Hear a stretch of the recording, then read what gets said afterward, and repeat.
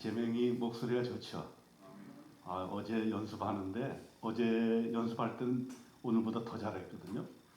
그냥 완전히 제가 빠져버렸습니다. 너무 음색이 너무 좋아가지고 우리 동이 노래는 우리가 자주 들었지만은 재명이가 일찍 깨서 우리에게 좋은 찬송 또 하나님께 좋은 찬송으로 영광을 돌렸으면 좋겠어요. 어제 우리가 이제 우리 한부모의 경제교육을 이렇게 했는데 이 사람이 공부만 하고 살 수는 없잖아요. 노래도 해야지. 근데 노래하는데 찬송가를 하면은 예수 안 믿는 사람들, 불교 신자들이 좋아하겠어요? 싫어하겠어요? 네. 굉장히 좀 마뜩지 않을 것 같아요. 네. 교회 오는 것도 여러분 그 신자로서 그 불교 사찰에 이렇게 들어가면 조금 좀 어색하지 않아요? 근데 불교 신자들이 이 계단에 이렇게 내려오는 거 쉬운 일이 아닙니다. 저는 그거를 홍해 바다가 갈라지는 기적이다 이렇게. 불교 신자가 교회에 오는 거, 예배 드리는 거 말고 그냥 교회에 오는 것만 해도. 근데 막 이제 이렇게 노래도 하고 그다음에 이제 강의를 하고 열심히들 뭐 질의응답도 하고 분위기가 너무 뜨겁고 좋았어요. 그 전에는 질문을 하라고 안 했는데 어제 질문도 많이 나오고 또 강사님이 질문을 많이 해서 선물도 주고 책을 3권을 가져와가지고 선물도 이렇게 나눠주고 거기에 또 이강선 목사님이 또 다 맞췄어 질문. 그래서 내가 좀 절제를 시켜야 돼. 왜냐면 우리 한봄에가 나서서 해야 되는데 목사님이 다 답을 해버리니까 분위기는 좋았어. 분위기는 띄우는 건 좋았는데 그래서 제가 선물 받은 거 뺏어가지고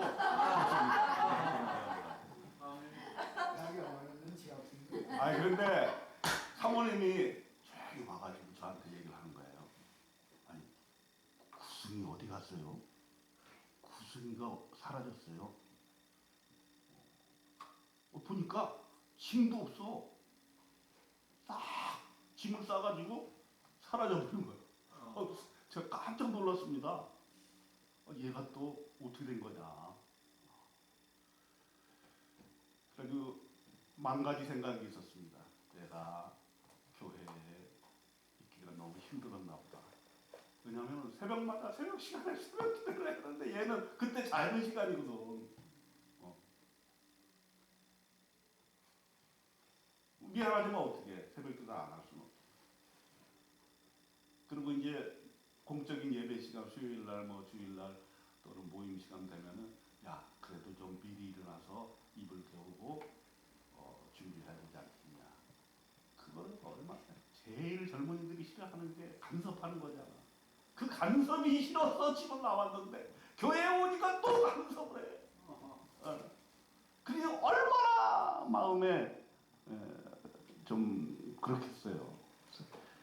제가 좀 순간적으로 반성을 많이 했습니다. 야, 얘가 또 어디를 가서 헤매고 있나. 그런데 문자가 하나 띵동 왔어요.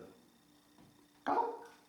까독! 그래서 봤더니 구승이가 보낸 거야. 목사님, 그동안 교회에 잘 지내게 해주셔서 감사합니다. 본가로 들어가기로 해서 들어갔습니다. 이렇게 왔어요. 그래서 한편으로는 안심도 되었고 한편으로는 제 마음속에 강한 어떤 그 기도 제목이에요. 우리가 그동안 에듀케어를 한다고 애들을 그냥 한 대 재웠잖아. 어떤 애들은 의자를 이렇게 모아놓고서는 거기서 잠을 자고 어떤 애들은 바닥에 그냥 자고 그랬었거든요. 그래서 제가 이제 가끔가다 와서 애들이 자고 있으면은 그 머리에 손을 얹고 기도해.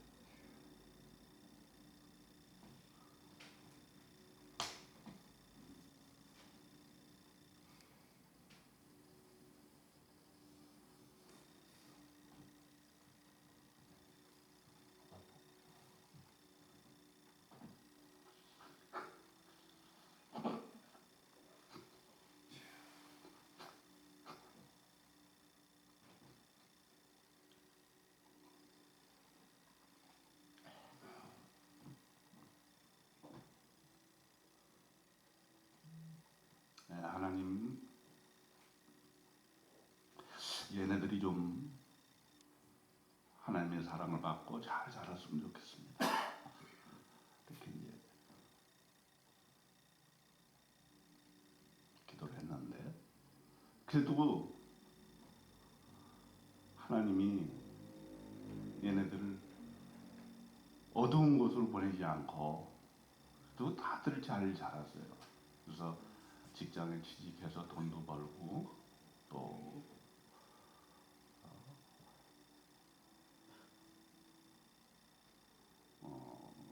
여자친구, 남자친구를 만나가지고 지금 결혼은 안 했고 같이 사는 애도 하나 있어요. 다 착해요. 착해. 그래서 제가 야, 결혼식을 하면은 내가 저기 주례를 봐줄게. 결혼식 하자. 그렇게 이제 얘기를 했습니다. 그런데 기도 제목이 생겼는데, 야, 이거 우리가 게스트룸은 좀 있어야 되겠다. 이제 보통 교회들이 교회를 건축할 때 게스트룸을 만들어요. 주로 이제 선교사님들을 위한 게스트룸을 만듭니다.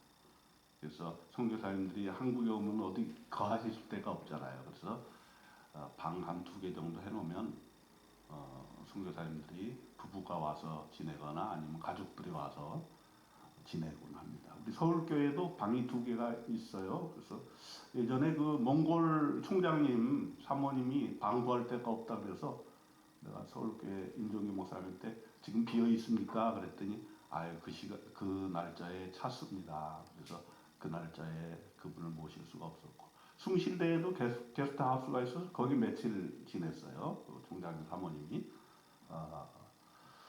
그런데 우리 교회로 봐서는 에듀케어 어린이 청년들을 위한 게스트룸이 필요하다.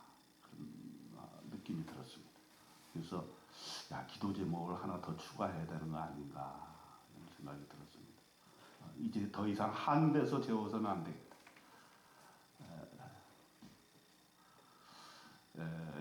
그리고 오늘 이제 본문에 보니까 여호와 나의 하나님이여 주께서 행하신 기적이 많고 우리를 향하신 주의 생각도 많아 누구와 견줄 수가 없나이다.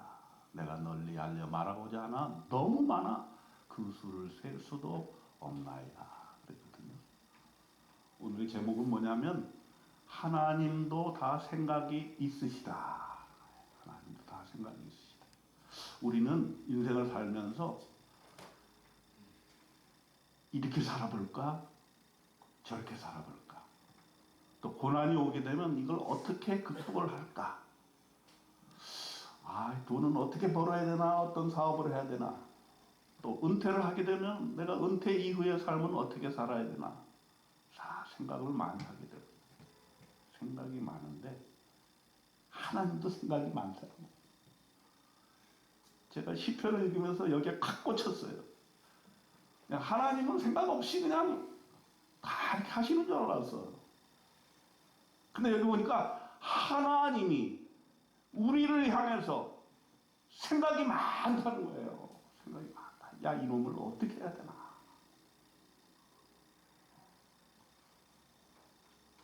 얘의 인생을 어떻게 해야 되나? 생각이 많으시다. 그러면서 뭐라 그랬냐면 여호와 나의 하나님이여 주께서 행하신 기적이 많고 그랬습니다. 이미 행하신 기적이 많다는 거예요. 이건 놀랍지 않아요? 우리는 보통 신앙생활을 어떻게 생각하냐면 기도를 열심히 해서 기적을 일으켜 주옵소서 이렇게 기도해요. 내가 어떤 사업을 할 때 주님 내가 이 사업 한 건만 성사되면 하나님께서 주신 힘을 가지고 내가 이 사업을 한번 멋지게 일으켜 세워보겠습니다. 그러면 내가 좋은 일도 많이 하고 교회도 세우고 게스트룸도 세워가지고 우리 애교 청소년들 청년들을 갖다 거기서 편히 세우고. 오늘 본문의 말씀을 보면은 여호와 나의 하나님이여 주께서 행하신 기적이 많고 말은 뭐냐? 이미 기적을 많이 이루셨다는 얘기예요. 우리 인생에.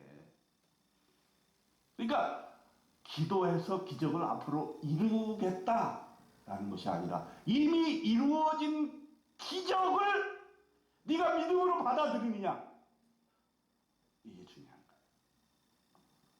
그래서 제가 한번 생각해 봤어요. 내 인생의 기적이 뭐냐? 하나님께서 내 인생을 통해서 이룬 기적은 뭐냐? 홍해바다 출애굽의 기적이 있어. 출애굽의 기적. 나는 어렸을 때 교회를 나갔는데 아무도 예수를 믿지 않는, 아무도 교회를 나가지 않는 그런 가정에서 우리는 태어났어요. 이거 기적 아닙니까? 아무도, 아버지도 교회를 안 나가고 엄마도 교회를 안 나가고 큰 누님도 교회를 안 나가고 작은 누님도 교회 안 나가고 형도 교회를 안 나가고 아무도 안 나가 교회를. 근데 나는 교회를 나가. 이 기적이 아니고 뭐야 이게. 그래서 저는 4대째 뭐 집안 크리스천 집안이다 뭐 이런 거 굉장히 제가 존경을 합니다. 하지만 예수 안 믿는 과정에서 교회를 나간다는 사람은 다시 보여. 이 사람은 기적이다. 기적의 사람이다. 네. 우리가 예수 믿게 된 것만으로도 그건 기적이에요. 아멘. 여러분 그걸 믿으면 여러분의 인생에 보는, 내가 내 자신의 인생을 보는 포인트가 달라지는 거야. 내가 뭐 이쁜 구석이 있어서 하나님이 나를 선택하셨을까? 그런 생각을 우리가 갖게 되는 거죠.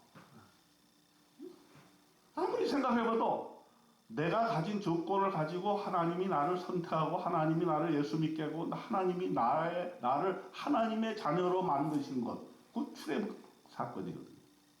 하나님이 건져내신 것이죠. 이스라엘 백성을 건져내신 것이죠. 그리고 홍해바다의 기적. 여러분들의 인생에 있어서 홍해바다의 기적은 뭡니까?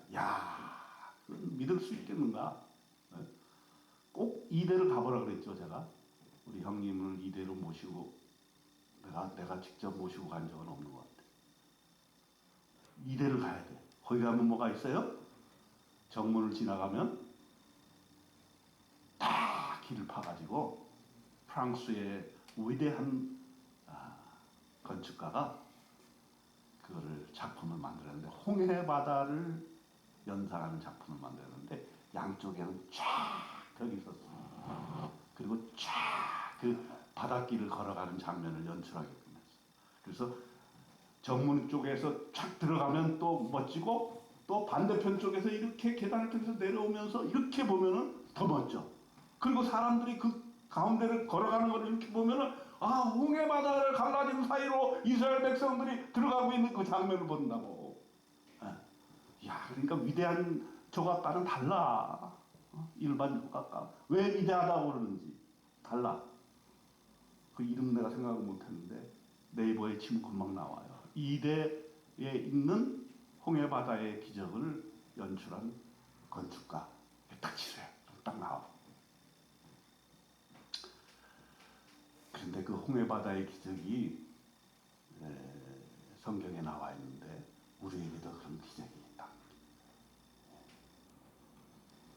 막 뒤에는 애굽의 군사들이 몰려오고 있고 바로 앞에는 홍해바다가 다 막혀있고 사면초가, 우리 인생에서 사면초가가 되는 그러한 인생을 우리는 겪지 않았습니까? 없다고 말할 수 없을 거예요. 여러분의 인생, 저의 인생, 누구나 다 그런 인생의 경험이 있는 것이죠. 아무것도 할 수 없는 그런 상황, 내 힘으로는 어찌할 수 없는 상황 속에서 우리는 지금까지 살아왔거든. 여기 지금 있어 살아와서 여기서 예배드리고 있다는 게 이 기적이 아니고 뭐야. 사람에 따라서는 어떤 또 깊은 고난을 겪은 사람들, 죽다가 살아난 사람도 있고, 저 같은 경우는 코로나 2번이나 걸려가지고 첫 번 걸렸을 때, 지금 생각하니까 그 죽음의 문턱에 갔다 온 것 같아. 그때는 나는 아무 생각이 없었어. 하나님이 나를 어떻게 하실까 하는 생각. 근데 나랑 같이 입원했던 네 사람 중에 두 사람이 죽었어요. 그전에 거기서 그 병원에서. 그것도 젊은 30대 청년. 60대도 있고 30대도 있었고 50대도 있었는데 네 사람이 입원을 했는데 두 사람은 죽었어. 그럼 나도 죽을 수 있었다는 얘기야. 처음에 내가 처음에는 거기로 병원을 안 갔지. 처음에는 그 무슨 이상한 데로 끌고 가더만 119로 태워가지고서는 막 가지고 그걸 뭐라 그러더라. 무슨 격리 수용소 비슷한 데를 가가지고 거기에 밥도 그냥 편의점 밥 고치운 거야. 돌덩이를 씹는 것 같아. 밥이. 내가 진짜 여태까지 반찬 맛없어서 밥을 못 먹어도 그런 적이 없어. 나는 어렸을 때 경험을 했어요. 제가 육남매였기 때문에 밥을 먹는데 밥 투정을 한다든가 반찬 투정을 하면은 이루 말할 수 없는 고통을 당합니다. 심지어는 제가 밥맛 없다고 상다리를 조금 찼다고 일주일 동안 밥을 본 게 없습니다. 그래가지고 그 이불 속에 들어가가지고 나 나름대로 투쟁을 했는데 아무도 눈 깜짝 안 합니다. 그래서 친구들이 맛있게 밥을 먹는데 나는 그냥 침을 질질 흘리면서 그 안에서 이러고 있다가 할 수 없이 말없이 일어나서 그냥 같이 밥을 먹었습니다. 그래서 저는 반찬 투정을 해본 적이 없어요. 우리 사모가 주인이야. 나는 반찬을 맛없게 했다는 게 없어요. 뭘 했든지 감사해. 잘 먹어. 근데 코로나 걸렸는데 입맛이 없어. 아무런 맛을 못 느껴. 우리가 못 먹잖아. 그러더니 폐 이상이 오는 거야. 그래가지고 제가 거기 있는 사람한테 얘기를 했어. 아무래도 이상하니까 나를 좀 점검을 해줘야 되지 않느냐. 아무것도 안 해. 그냥 격리만 시켜놓지. 그리고 시간 되면 그냥 도시락 주고 끝나는 거야. 그래서 이거 아무래도 안 되겠다. 좀 검사를 해달라. 그랬더니 CT를 찍더라고. 그랬더니 이거 큰일 났대. 병원으로 가야 되겠대.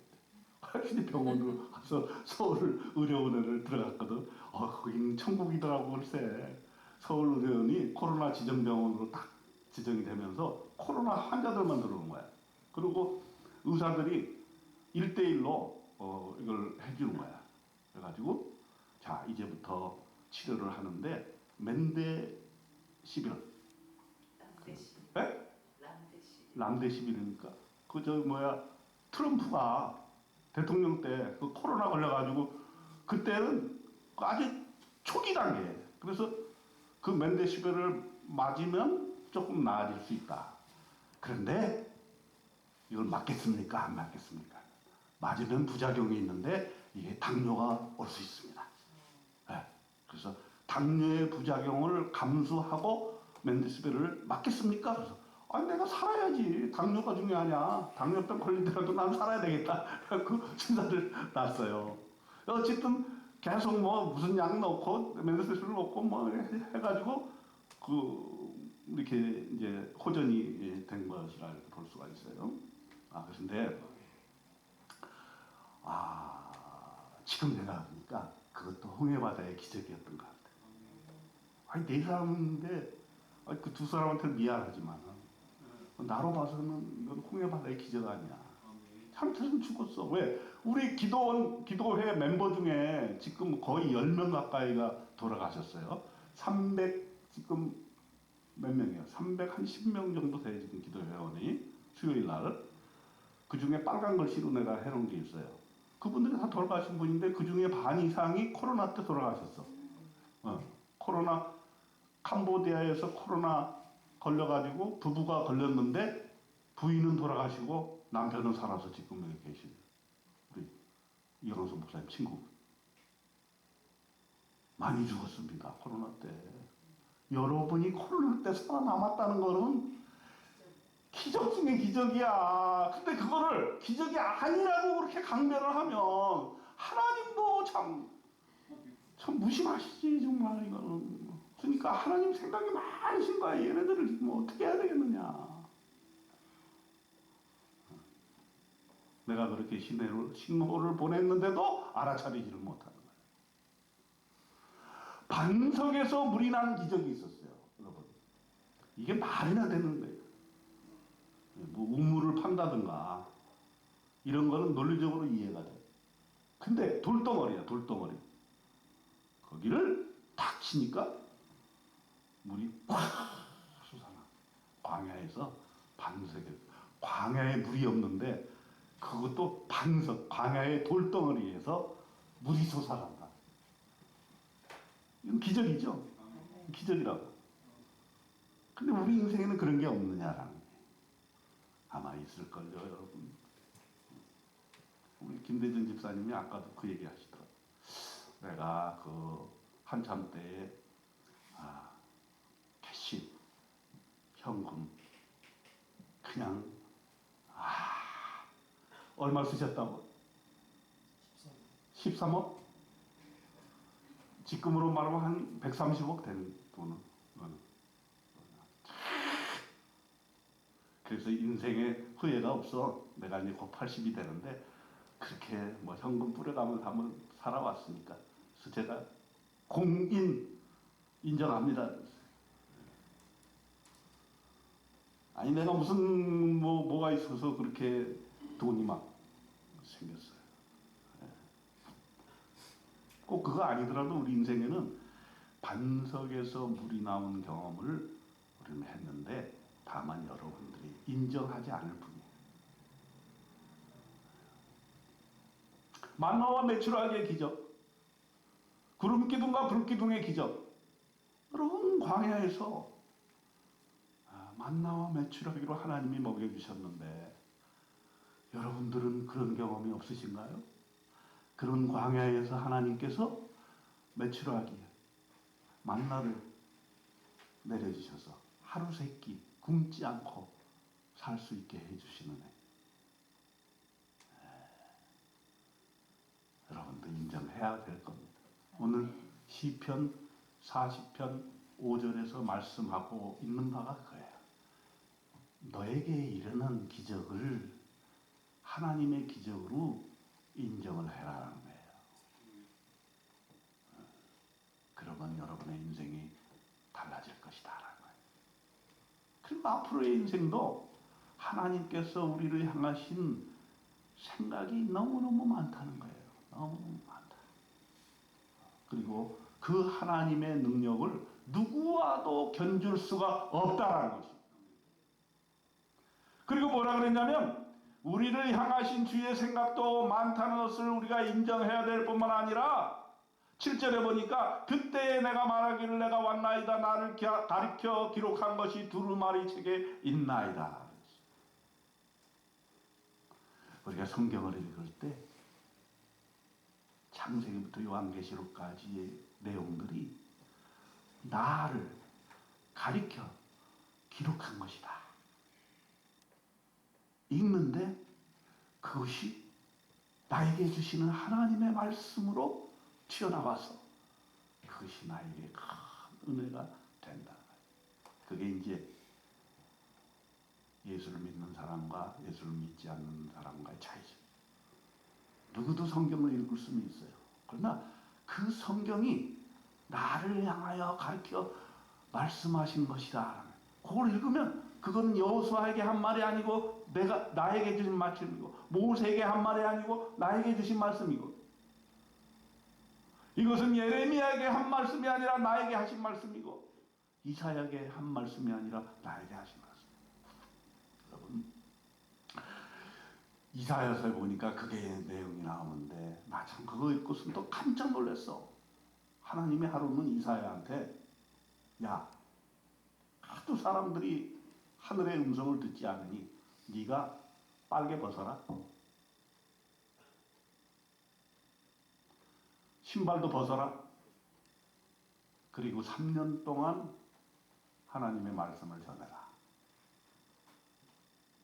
하나님도 너무 하시지. 이사야처럼 위대한 선지자를 본보기로 내세운 거죠. 옷을 벗어라. 다 벗었겠어요? 팬티는 남았겠지. 여러분 팬티만 입고 가서 설교해 보신 적 있어? 팬티만 입고 전도해 보신 적 있나? 없으면 말을 하지 말어. 이사야는 그걸 다 당했어. 그 꼴을. 그것도 자기 때문에 당한 게 아니라 하도 백성들이 자기 말 하나님의 말씀을 안 들으니까 자기를 통해서 하나님이 말씀하시는데 그 말씀을 백성들이 귓등으로도 안 듣는 거야. 그리고선 나라는 다 멸망해가고 있어. 지금 이사야가 살고 있을 때는 어떤 시대였어요? 자, 북쪽으로는 아수르와 바벨론이라는 거대 강대국이 일어나가지고 호시탐탐 그 나라를. 그래서 북쪽 이스라엘은 벌써 무너져 내려가. 아수르가 와가지고서 싹 다 잡아가고 그냥 완전히 몰살을 시켜. 그리고 남쪽 유대까지 몰려와서 예루살렘을 감싸면서 야, 니네들 빨리 항복하는 게 좋을 거야. 그러니까 백성들이 벌벌 떠. 그럼 백성들은 어떤 생각을 할까요? 에? 이런 상황에 처했을 때 백성들은 어떻게 해야 마땅한 해결책이야? 말 좀 해봐요. 어떻게 해야 돼? 큰 나라들이 좀 침략해 들어왔어. 같은 동족인 북쪽 이스라엘은 멸망했어. 남쪽은 남았는데 남쪽도 예루살렘 주변은 다 망하고 예루살렘 하나만 함락이 안 돼 있어. 자, 그러면 여러분 어떻게 해야 돼? 예루살렘 주민으로서 어떻게 해야 돼? 항복해야 돼? 맞서야 돼? 또. 또 외교적인 걸 한번 생각해봐. 외교. 어? 협상을 해야 돼. 맞아. 남쪽에도 좀 큰 나라가 있었잖아요. 어떤 나라가 있었어요? 애국. 그 밑에 구스. 지금으로 말하면 에티오피아. 근데 그때는 구스도 강력한 나라였어. 어떤 때는 구스가 애국을 먹을 때도 있었어요. 그러니까 저 북쪽에는 아수르, 바벨론, 남쪽에는 애국, 구스가 있는데 지금 이쪽에서 쳐들어오니까 이쪽한테 손을 벌리는 거야. 애국한테 우리를 도와달라고. 우리를 도와달라고. 너무 비슷해. 우리나라는. 우리는 북쪽에 북한이 있고 러시아와 중국이 있어. 남쪽에는 미국과 일본이 있어. 동북아가 팽팽한 힘겨루길래 어떤 사람은 중국에 붙어야 된다. 어떤 사람은 미국에 끝까지 붙어야 된다. 이스라엘이 그랬단 말이에요. 이스라엘. 근데 하나님의 생각은 달랐어요. 그 민족을 향한 하나님의 생각은 다 생각이 있었어요. 얘네들이 하나님을 버리고 강대국들을 찾아다니면서 여기저기 우상을 숭배하고 우상에게 절하고 어떻게 하면 이 문제를 해결할 수 있겠는가 그랬단 말이에요. 핵심은 뭐냐? 너네가 의뢰하는 강대국, 너네가 의뢰하는 우상을 버리고 하나님 앞에 돌아오라 라는 것이 이사야 메시지의 핵심이었던 거예요. 너네가 멸망한 것이 어디 강대국 때문이냐 아니라 너희 스스로가 우상을 숭배하고 하나님을 버렸기 때문이다 하는 것이 이사야의 핵심 메시지인 것이. 그러므로 우리 인생도 인생에 문제가 있을 때, 어려움이 있을 때 사람을 찾아가거나 돈줄을 찾아다니거나 권력의 핵심을 찾아다니거나 사업의 동반자를 찾아가는 것 이전에 우리는 하나님을 찾아야 된다 라고 하는 것이 오늘의 메시지인 것인데, 하나님의 능력은 누구와가도 견질 수가 없다라고 했습니다. 주를 찾는 자는 다 주 안에서 즐거워하고 기뻐하게 하시며 주의 구원을 사랑하는 자는 항상 말하기를 여호와는 위대하시다 하게 하소서. 그렇기 때문에 우리의 인생은 하나님의 생각이 우리를 향해서 너무너무 많고 하나님이 우리 인생에 기적을 베푸신 것이 너무너무 많기 때문에 그 기적을 하나님의 기적으로 내 인생을 바꿔주신 하나님의 기적으로 인정하고 하나님의 위대하심을 선포하고 하나님을 찬양하는 그러한 기본적인 믿음의 사람이 되어라 라고 하는 게 오늘 하나님의 말씀인 것입니다. 여러분, 지금도 하나님께서 여러분들을 놓고 생각을 많이 하십니다. 얘를 어떻게 해야 되나? 얘가 이런 문제를 갖고 있는데 얘 이걸 어떻게 해야 되나? 내가 어떻게 도와줘야 되나? 얘가 어떤 태도를 취할까? 얘는 하나님의 말씀을 읽고 그것을 어떻게 생각하고 있을까? 하나님께서 다 생각이 많으신 거예요. 여러분도 생각이 많으시잖아. 어떻게 할까? 하나님께로 돌아가서 하나님의 생각이 무엇입니까? 라고 물어보는 사람. 하나님 입장에서 보면 제일 고마울 것 같아요. 여러분의 인생에 무슨 문제가 있든지 어떤 해결해야 될 문제가 있든지 하나님께 돌아가서 하나님의 생각을 물으시는 저와 여러분 되시기를 주님의 이름으로 축원드립니다. 아멘.